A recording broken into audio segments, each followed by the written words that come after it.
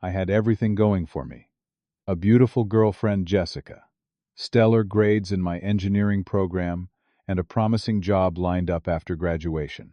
Life was perfect, until the night Jessica invited her younger sister Megan to live with us. It took just one party one night, and one horrific false accusation to destroy my entire world. Suddenly, I was expelled from university, fired from my job, and completely alone while fighting to clear my name. Before I share how the truth finally came out and reversed my life, let me know where you are watching from and hit subscribe if you want more stories of justice like this one. I was 22 years old when my life fell apart. As a senior engineering student at a prestigious university, I had worked incredibly hard to maintain my full scholarship. Coming from a middle-class family in Boston, I was the only child, and my parents had always held high expectations for me. I never disappointed them, maintaining a perfect GPA, while working part-time at a major tech company that had practically guaranteed me a position after graduation. Then there was Jessica. We had been dating for 2 years after meeting in the university library. Both of us were ambitious and hard-working, which formed the foundation of our relationship. Jessica was studying psychology, set to graduate early, with a job offer already secured. We had carefully mapped out our future together, planning to live together after graduation, save for a house, and eventually get married once we were established in our careers. We were even discussing moving in together soon. Jessica had found a beautiful 2-bedroom apartment just off campus that was perfect for us. Life seemed to be moving forward exactly as planned. That changed when Jessica received a distressing call from her younger sister Megan. At 19, Megan was having serious problems with her stepfather. The details were vague, but Jessica was incredibly protective of her sister and immediately offered our apartment as a sanctuary. Without much discussion, Jessica announced Megan would be moving in with us the following weekend. I was hesitant, but supportive. After all, family comes first, and I wanted to be there for Jessica during this difficult time. When Megan arrived, I noticed something odd about her demeanor. She was moody, frequently irritable, and seemed to have difficulty maintaining eye contact with me. Jessica explained it away as stress from the home situation, but something felt off. Tension began creeping into my relationship with Jessica. Small disagreements escalated into arguments usually centered around Megan. The apartment suddenly felt crowded, and Jessica spent most of her free time consoling her sister rather than with me. Still, I tried to be understanding, giving them space and focusing on my studies and work. Then came the night that changed everything. It was Jessica's 23rd birthday, and we planned a small gathering at our apartment. Nothing extravagant, just a few close friends, some drinks and music. I had an important interview the next morning for a summer internship program, but wanted to make the evening special for Jessica. Throughout the party, I noticed Megan drinking heavily. She went through several glasses of wine and moved on to harder liquor, becoming increasingly loud and emotional. Jessica eventually noticed too, and decided to help her sister to bed around midnight. I stayed behind to clean up as the last guest departed, tidying the living room and kitchen before heading to bed myself. I remember checking the time one last time, 11:45 p.m., setting my alarm and falling asleep almost immediately. The next morning, I was jolted awake, not by my alarm, but by loud knocking. Disoriented, I opened the bedroom door to find 2 police officers standing in our living room. Jessica was crying in the corner, refusing to look at me. Megan sat on the couch, eyes red, but face set in determination. One of the officers stepped forward, asking if I was Kurt Thompson. When I confirmed, he informed me that I was being accused of sexual assault by Megan. The world stopped. I literally could not process what was happening. According to Megan, I had entered her room in the middle of the night and assaulted her while she was semi-conscious from alcohol. The accusation was so preposterous, so completely disconnected from reality that I almost laughed, thinking it must be some terrible joke. But the serious expressions on everyone's faces confirmed this was very real. I looked to Jessica, expecting her to defend me, to say this was impossible. Instead, she turned away, arms crossed, refusing to even look me in the eye. She had already chosen sides. She believed her sister completely. I was taken to the police station, fingerprinted, questioned for hours, and eventually released pending investigation. By the time I returned to the apartment, Jessica had packed a bag with some of my belongings. She told me I was not welcome back, that she never wanted to see me again, and that I should find somewhere else to stay. Just like that, I was homeless, confused, and accused of something I would never even consider doing. News travels fast on a university campus, especially news this sensational. By the next morning, it seemed everyone knew about the accusations against me. People I had considered friends for years suddenly crossed to the other side of the street when they saw me coming. Text messages went unanswered. Social media became a nightmare, as acquaintances posted vague statements about standing with victims and cutting toxic people out. All thinly veiled references to me. Only David, my roommate from freshman year, stood by me. He knew me better than almost anyone, and flatly refused to believe the accusations. His support was the only thing that kept me going during those first terrible days. The university acted with frightening speed. Less than 48 hours after the accusation, I received an email informing me that I was suspended, pending a disciplinary hearing. My scholarship was temporarily frozen, and I was barred from campus. I could not attend classes, use the library, or access any university facilities. My professors were notified, and suddenly 3.5 years of hard work seemed meaningless. The disciplinary hearing was a mockery of justice. Despite having legal representation, I was given limited time to speak. The university's policy on sexual assault allegations heavily favored the accuser, designed to encourage reporting but severely lacking in protections for the falsely accused. Megan presented her story with tears and apparent trauma, while Jessica testified to my controlling behavior and concerning attitudes that had never existed before this moment. When my attorney tried to point out inconsistencies in Megan's timeline, the board chair cut him off, stating this was not a criminal proceeding, and the rules of evidence did not apply. Character witnesses on my behalf were limited to 2 people, while the prosecution brought in 6. The outcome seemed predetermined. 1 week after the hearing, I received the decision via email. I was permanently expelled from the university, my scholarship revoked, and my academic record marked with the reason for expulsion. 4 years of perfect grades, leadership positions, and community service erased by a single false accusation. The professional fallout was equally swift. My employer called me in for a meeting the day after the university decision. Despite being months away from my legal proceedings, they informed me that my position was being terminated immediately. No explanation needed, as I was an at-will employee. The future job offer was rescinded with a cold email stating the company was going in a different direction. I applied to other positions, but word had spread. 2 promising interviews ended abruptly when background checks revealed my ongoing situation. Nobody wanted to take a chance on someone accused of sexual assault, regardless of the presumption of innocence. My savings dwindled rapidly as I paid for legal representation and a temporary place to stay. The social isolation was perhaps the most painful aspect. Jessica blocked my number and all social media connections. Friends I had known since freshman orientation stopped responding to messages. Someone created a private social media group about the situation that grew to over 200 members, almost all of whom knew me personally. Screenshots shared with me by David showed people I considered close friends, writing terrible things about me, sharing gossip, and actively working to isolate me further. A local blog covering campus news wrote an article about the alleged assault, careful to use qualifiers, but clearly slanted against me. They did not contact me for comment before publishing. The article was shared hundreds of times, further cementing my public image as guilty before any legal proceedings had concluded. With nowhere else to go, I returned to my parents' home in Boston. Seeing their faces when I explained what had happened was another kind of torture. My father, always stoic, tried to maintain his composure, but I could see the doubt in his eyes. Did he wonder if he had raised a monster? My mother believed in my innocence, but collapsed under the stress. Her existing anxiety condition worsened until she was hospitalized, briefly adding medical bills to our mounting expenses. My mental health deteriorated rapidly. I could not sleep more than a few hours without waking from nightmares. I lost 20 pounds in less than a month. The constant anxiety led to physical symptoms, chest pains, digestive issues, and chronic headaches.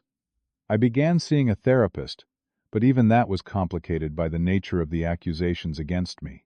There were moments, dark and terrifying moments, when I considered ending it all. The future I had worked so hard to build was gone. My reputation was destroyed. The woman I loved had abandoned me without a second thought. Even if I was eventually cleared legally, the stain of the accusation would follow me forever. What was the point of continuing? What stopped me was a combination of stubbornness and a deep sense of injustice. I was innocent. Ending my life would look like an admission of guilt. It would devastate my already suffering parents. And somewhere in my mind I held on to the belief that the truth had to matter eventually. It had to.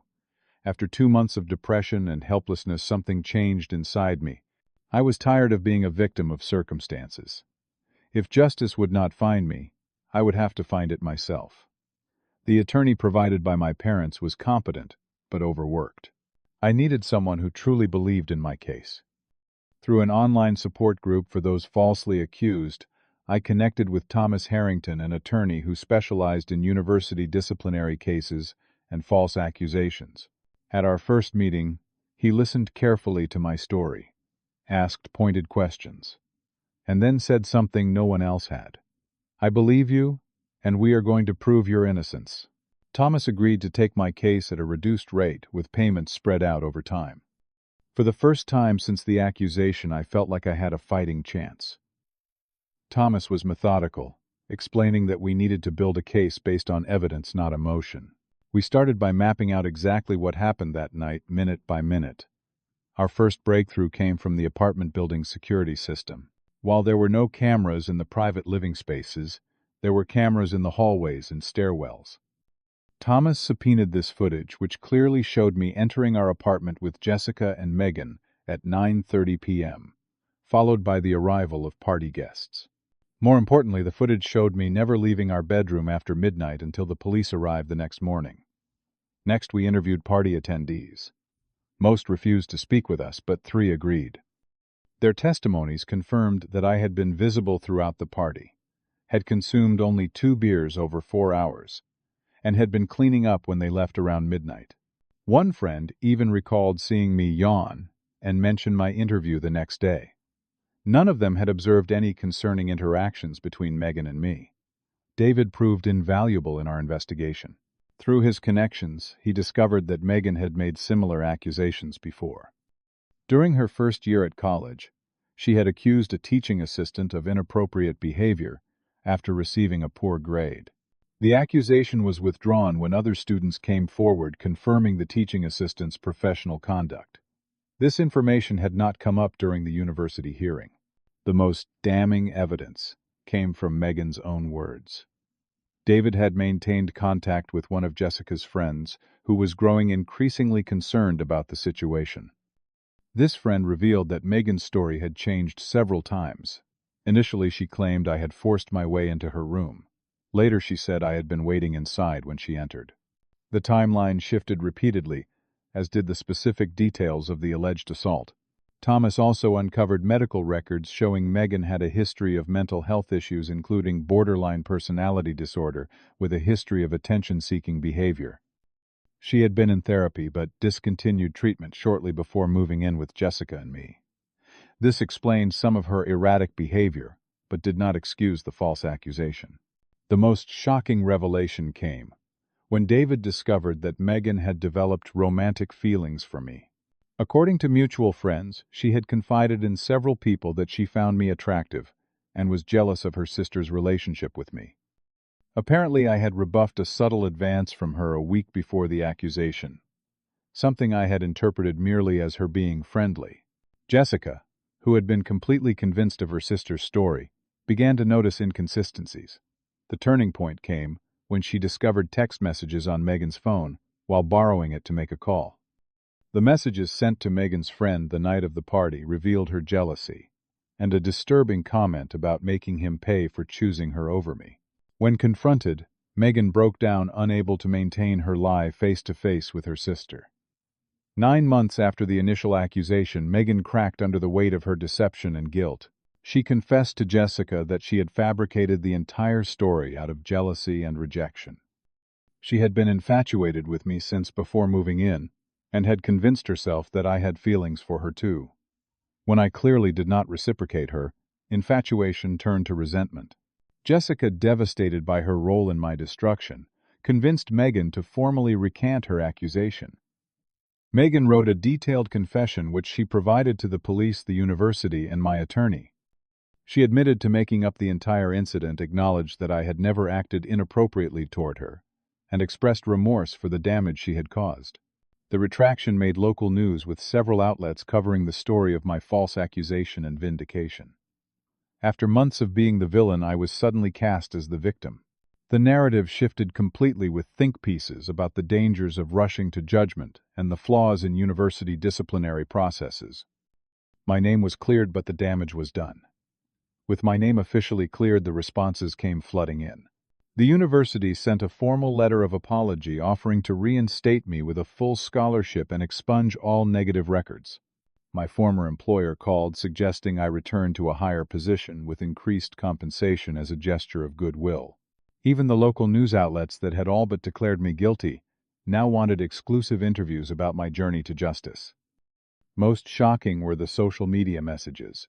People who had publicly condemned me, who had called me horrible names, and suggested violent retribution, now sent private messages claiming they had always had doubts or never really believed the accusations. Former friends wanted to reconnect, acting as if they had not participated in my complete social destruction. Jessica appeared at my parents' house, one rainy afternoon, tears streaming down her face, begging for forgiveness. She claimed she had been caught between loyalty to her sister and her love for me. She had been wrong, she admitted, and wanted another chance. She spoke about our plans, our future, all the things we had dreamed about building together. She promised it would be different now. I listened silently as she spoke, feeling nothing but a hollow emptiness where love had once resided. When she finished, I simply said, "I forgive you," because holding on to anger would only hurt me. But we have no future together. You did not trust me when it mattered most. Please do not contact me again. The look of shock on her face as I closed the door almost gave me satisfaction. Almost. My decision about the university was similarly straightforward. I declined their offer of reinstatement. Instead, I accepted admission to another prestigious engineering program that had reached out after hearing my story. This university was in another state, offering the fresh start I desperately needed. The job situation resolved itself when a competing tech firm offered me a position with excellent terms. The hiring manager had followed my case and was impressed by my resilience. She believed I would bring that same determination to their team. I accepted, gratefully recognizing this as an opportunity to rebuild. Legally, I had options. Thomas advised that I had strong grounds to sue the university for their mishandling of the disciplinary process. After careful consideration, I proceeded with the lawsuit. It was never about money, but about principle, and perhaps preventing similar injustices in the future. We eventually reached a substantial settlement that helped cover my legal expenses and provided financial security as I restarted my education. I chose not to pursue legal action against Megan. Despite the damage she caused, I recognized she was struggling with serious mental health issues. Instead, I requested that she commit to intensive therapy as part of our private settlement.